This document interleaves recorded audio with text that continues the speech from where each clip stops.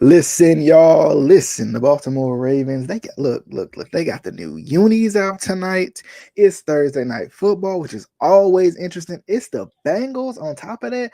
And last time, I don't know if y'all remember, but last time nobody could stop nobody. Okay, nobody was stopping anybody. So is this game coming up gonna be just the same? Plus, also Tre'Davious White, the new Baltimore Ravens, not gonna play tonight on Thursday night. But what does this mean? Did the Ravens do enough at the trade deadline? We got to talk about that. We got to talk about much more right here on the Be More Show. So stay tuned, get your popcorn, get your drink, and we'll be back real soon to talk about these Baltimore Ravens and preview this game against the Bengals tonight on Thursday Night Football.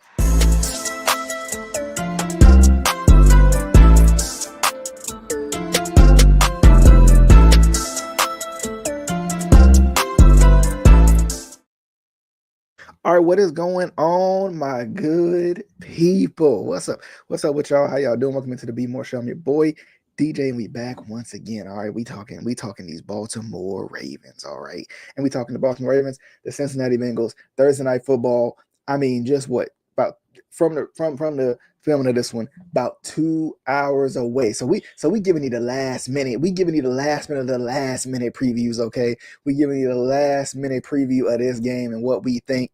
And you all down below when I say we, what we think going in. And Tre'Davious White, Tre'Davious White is out here. Not in this game, but Tre'Davious White is the newest Baltimore Ravens. We got alternate jerseys as well.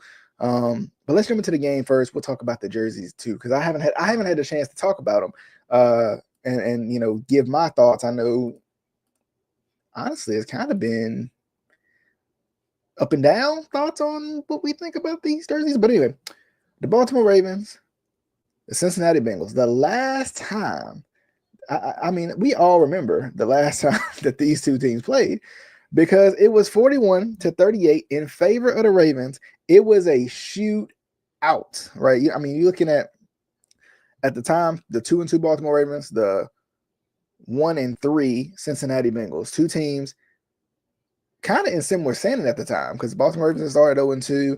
The Bengals had started 0-4. They just came off their first win. And I mean, not 0-4, 0-3. They had just came off their first win, if I'm not mistaken. And it's just crazy. Like this game, you want to talk about a game that was completely different than anything we could have ever expected from Ravens Bengals football. That's what this was. And do I think that this Thursday night game is going to be anything near what that one was? No, absolutely not. I don't. I mean, it's Thursday night football, y'all. Like, we got to remember, it's Thursday night football. It's either like, and at least from a Ravens perspective, I think it's either. I don't see the Bengals blowing out the Ravens by no means. I think it's going to go one of two ways. It's either going to be a Ravens blowout, in the Ravens' favor, or it's going to be a close game, and it could be low scoring. It could be like 20 this time, right? 20s this time. But honestly, I'm gonna be honest with y'all. I think that the Ravens, I think, I feel like I say this a lot throughout the season, but let's talk about this Ravens defense. I think this is a statement game specifically for the Ravens defense. Now, I need to go look into the injury report so I don't want to put too much discredit on them. So let's look at the injury report real quick. So then that way we'll know, you know what I mean? We'll know what we're dealing with, okay, with this defense. So T. Higgins is doubtful. If T. Higgins don't play, it's a blowout in Ravens' favor, I think. Because I mean we all know the Bengals cannot play.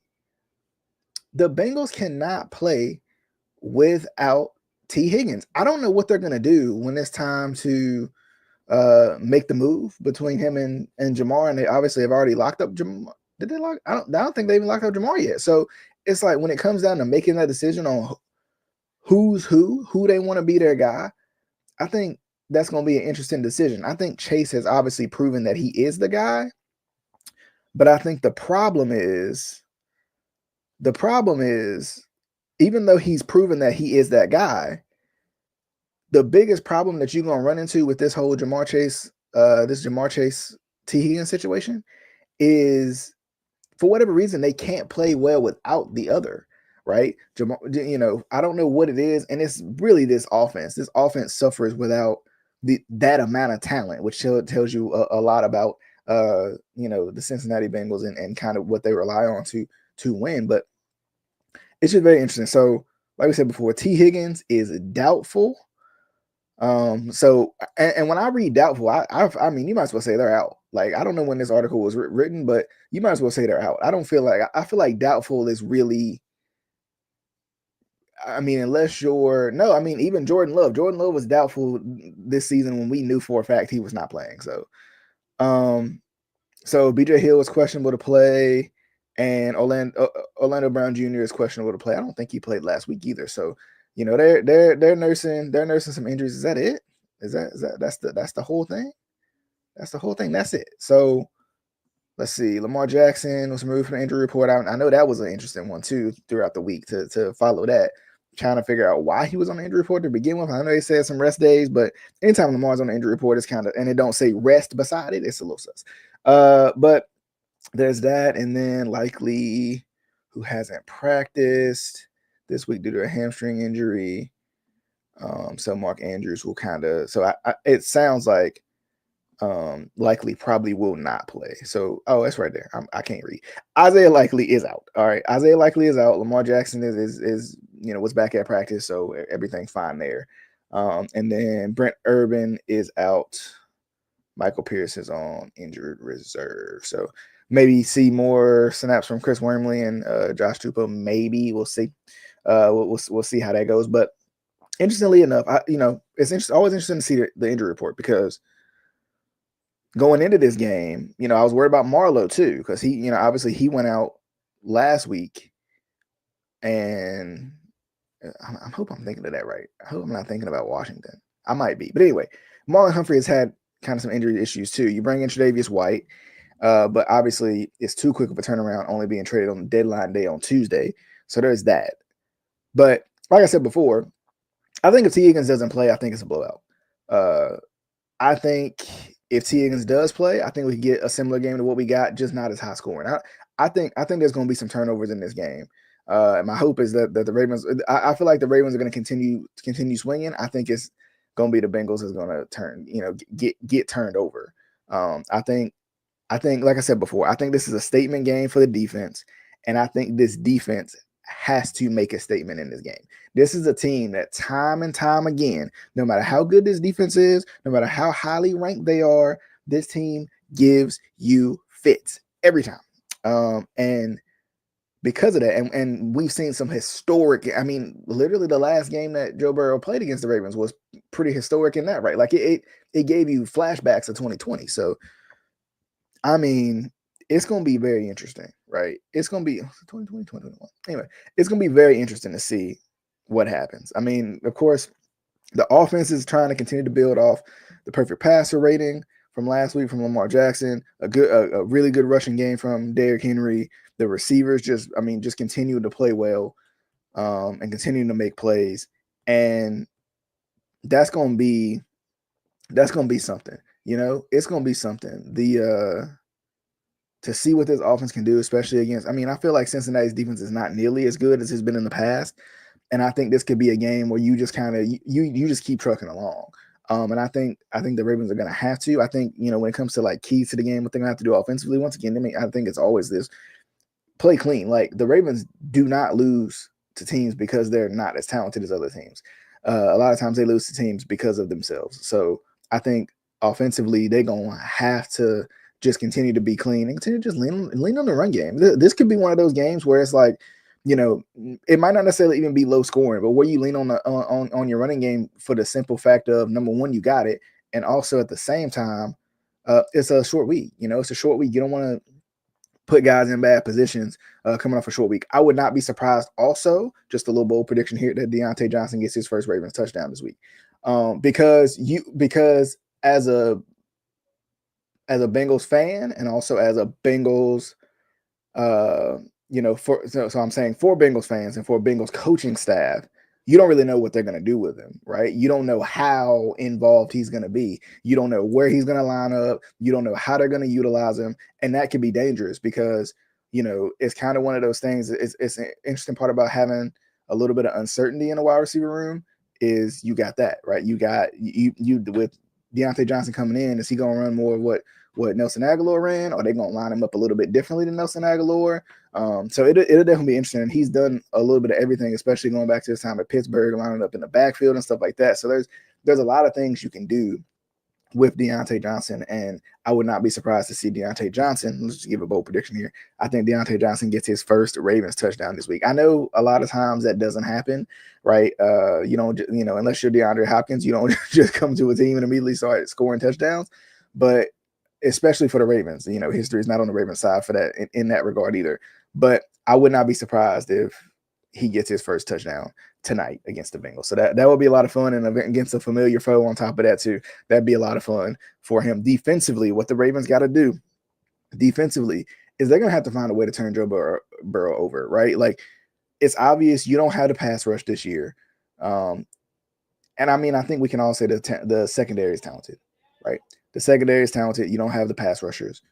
So you're going to have to find some sort of way to get pressure on Joe Burrow, make him uncomfortable, and force him into interceptions. And I don't feel like Joe Burrow is a big, not interception guy, but I mean that's what I'm saying. I don't feel like Joe Burrow was a big interception guy by any means. But if you can make him uncomfortable, he's prone to throw some pretty rough ones. I mean, we saw it last week, the pick six last week that Joe Burrow threw was just like, what are you thinking? It's kind of going for the screen, and then the defender pretty much read it. So this defense is going to have to get opportunistic. This defense needs a dominant game, I think. I think they need at least a decent game to just show like, okay, we can turn people over. We're not dead in the water yet, nothing like that. But I think at the same time, for them to have a dominant game, because last week was good, but there was a couple of misplays last week. And I mean, we talked about it before, going back to the game against the Browns. If you catch those picks, we're talking about this defense in a whole different light, I think. So that's another part of it too. So, I mean, I think they capitalized this week, and I think that's just how it goes. That's just how it goes. So let's talk about these jerseys though. Okay. Let's talk about it. Because it's very interesting. And real quick before I get into that. So shout out to Sip the Tally. Coach Evans throwing it out there that Yannick got, and that, this goes back to what we were just talking about, right? We were just talking about how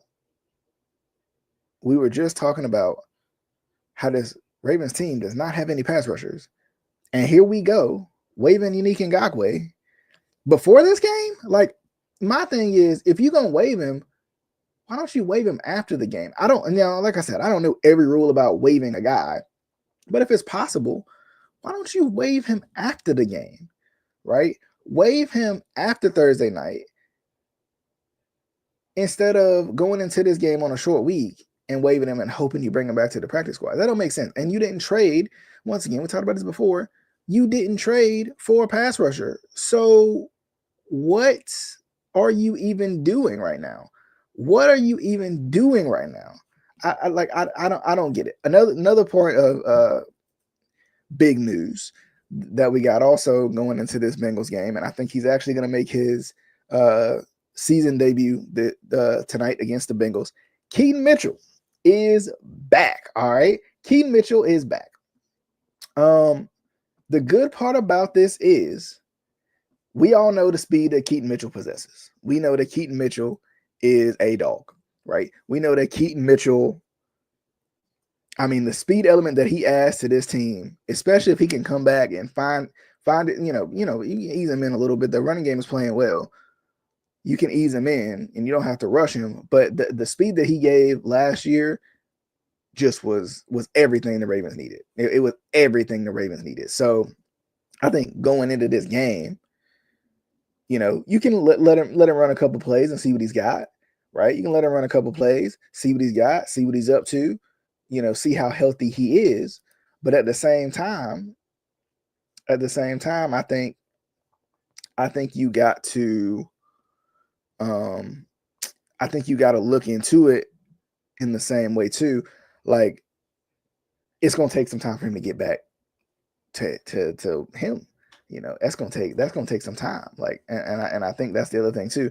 It's gonna take some time for Keaton Mitchell to get back. So don't, the good part about it is Justice Hill's playing out of his mind, right? I think Justice Hill's playing really well. Of course, Derrick Henry is playing well, so it's gonna allow him to ease his way back in this week. But let's talk about these jerseys real quick. All right, let's talk about these jerseys. Let's talk about. Shout out to Uniswag on this one for putting this out here for me to use real quick. All right, so the Ravens will wear their new alternate uniforms tonight against the Bengals. All right. I haven't got a chance to react to these yet. I've seen them, right? I meant to react to them way back when, but I didn't get to. And I'm gonna be honest with y'all. All right, I love them. All right, these are clean. It's funny. There's a guy I work with. He's a Ravens fan, and I asked him what he thought of the jerseys, and he was like, I don't really like it, I don't really like it. I don't think he likes the fact that the logo being what it is. I don't think he likes the shade of purple, but I love it. It goes back to like Color Rush vibes. It's giving me like, you remember the Color Rush jerseys? That was nice. Like, I always loved the Color Rush, but then to add on to the Color Rush and use an alternative logo is great, because it's not like, it's not like the Colts, right? The Colts have like no alternate uniforms because they just don't, right? They don't have any other alternative logos. Like, they don't have really anything in terms of alternate uniforms. So I mean, even for the Ravens to be able to use an alternate logo is cool. Because, how often do you see teams, especially with teams with a little bit of history behind them? You're talking about 20 plus years of history with the Ravens, using an alternate logo, but not having to be necessarily a throwback. Like, I like it. I think it's really cool. I'm excited to see him in action. I'm excited to see some touchdowns scored in these uniforms, especially against the Bengals. I think they're wearing their little all whiteout joints tonight. So this will definitely be a jersey game. All right, this is for the fashion heads when it comes to the jerseys. Okay, tonight. So that's gonna definitely be a lot of fun. But let's get into the last part of this show. Let's talk about the trades. Specifically what the Ravens did, and did they do enough? I want to know what y'all think down below while I'm giving my thoughts real quick. But Tre'Davious White, right? The 8-year pro, played for Buffalo, was the number one guy in Buffalo for a long time. And was probably a top 5 corner in the league. Some of his nicknames they got on the page right here: Shaq and Takeaway Trey. So Takeaway Trey, we like that. We like the Takeaway Trey. Okay. So, and I always felt like Tre'Davious White was always kind of a ball hawker. Like, I always felt like he was in and around the ball a lot. He always played well. And the funny part about it is, it's funny. I've heard a lot of people say that he's not the guy he used to be, and the injuries have hurt him and stuff like that. And don't get me wrong, that's true. But I think at the same time, as he gets himself back, kind of nurses himself back to health, what could help Trey White is not having a lot of pressure on him, right? I'm a firm believer on, for example, adding Derrick Rose to your crop of good young players, and even having him come off the bench, adding the older Dwight Howard to come in as a veteran presence, but you don't have to put all the pressure on him. I feel the same way when it comes to the NFL. That's why I felt good about having OBJ. I feel like OBJ opened up this offense a lot. He wasn't hugely impactful, but like I've said before, and I live on this sword and die on this sword, OBJ is OBJ until proven otherwise, right? That's why he's sitting in Miami collecting money until he's ready to play, because he's OBJ until proven otherwise. So Trey White is going to be Trey White until proven otherwise. Now, albeit, like we said, the last 2 seasons before this, he played 10 games total, and he's played 4 games of the total. What is it, 9 we played so far this season? So he hasn't been, and he's not going to be active tonight. So he hasn't been playing a lot, but it's interesting. You'll still see him playing against top guys though, at receiver. So, you see him defending Marvin Harrison Jr. and these guys, right? So it's not, I think he's still got some left in the tank. I think the Ravens are always a good team for these older players to come to. Now, do I always agree with some of the older players they go and grab? No. But I think the Ravens are always a good team to come to if you're trying to kind of like resurrect your career a little bit. If you're trying to prove some people wrong, a Kyle Van Noy, for example, that's the perfect way to do it. So now the question becomes, did the Ravens do enough, right? I mean, of course, a week before the trade deadline, you had Deontay Johnson, right? Which I think is going to have. I personally think, this is my personal opinion, I think Deontay Johnson is going to have a bigger impact on the Ravens than anybody is ever going to think. Because we talked about it before, you can never have too much, right? And remember that statement: you can never have too much. And because of that, now you got to defend Zay Flowers. Now you got to defend Rashad Bateman. You got to defend Isaiah Likely and Mark Andrews. And you got to defend Deontay Johnson. And Nelson Aguilar is still able to come in and play well. And Tylan Wallace is still able to come in and play well. So it spreads everybody out even more. And especially if Keaton Mitchell can get back and healthy, right? Can get back healthy and fast again. I mean, this offense just becomes more and more dangerous. Like, I thought we left Halloween in October. This offense becomes scarier and scarier, y'all. And that's the thing about it. So we're gonna have to, we're gonna have to wait and see, how it goes. But I will say this, first things first, I would have rather had a pass rusher. That's just me, right? Because I think a good pass rush can cover up a whole lot of your issues in the back end. And I'm gonna be honest, I feel like the problem is the pass rush, not the coverage, right? And the reason I say that is not a lot has changed from this year to last year when it comes to, corner and secondary talent, right? Now, especially if we talking about corner specifically, you of course got Marlowe. You draft a guy in the first round in Nate Wiggins. You got Brandon Stevens, who was starting for you last year. Of course, you got Kyle Hamilton. The jury is still out on Eddie Jackson. I thought it was gonna be a little better than what it just ain't going. Okay, jury's still out on Eddie Jackson, right? And Marcus Williams, I don't know what's going on with Marcus Williams, right? I don't think he's done. I just don't know what's going on. I know he got mossed by Bo Nix, but we're not gonna talk about that. Okay. But still, it's very, very interesting because I don't hate the move for Trey White. I just would have rather had a pass rusher because I think if you get a pass rusher, if you can get some consistent, and Ojabo got to play, like, let's put that out there too. But in order to get consistent coverage, you're going to have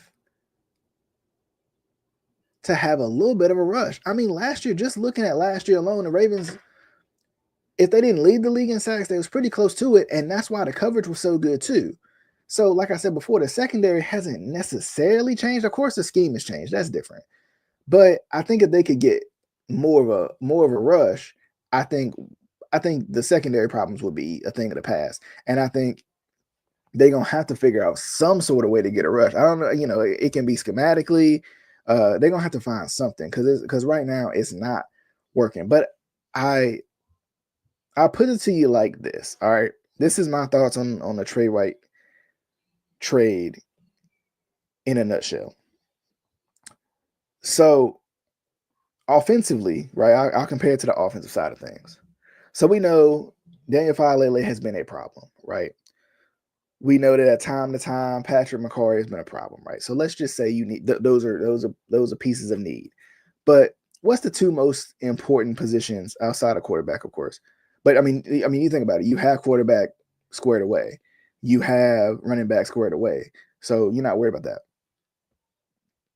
Two of the most important positions on the offense in terms of a skill position and kind of a nitty gritty position is offensive line and receiver, and it kind of is parallel to pass rusher, especially if you're talking about outside offensive line.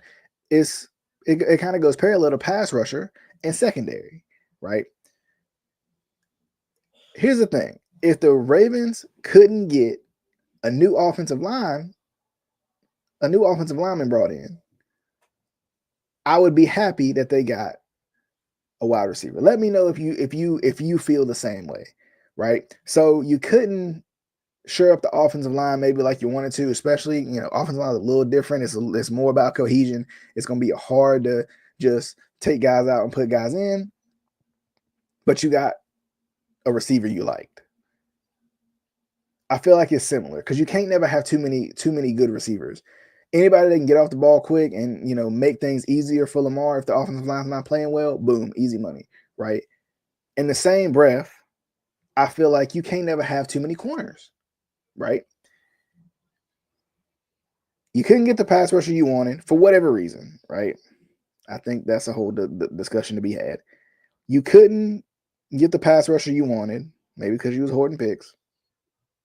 But you couldn't get the pass rusher you wanted for whatever reason. But at least you got a corner. And a corner that don't got to come in and be the number one guy, a corner who has a history of playing well. I think that's a good thing, right? And you didn't really pay much for him. I mean, a lot of people say basically got him for free. You swap 7-round picks and you got the player out of it. And that's the part I don't mind, right?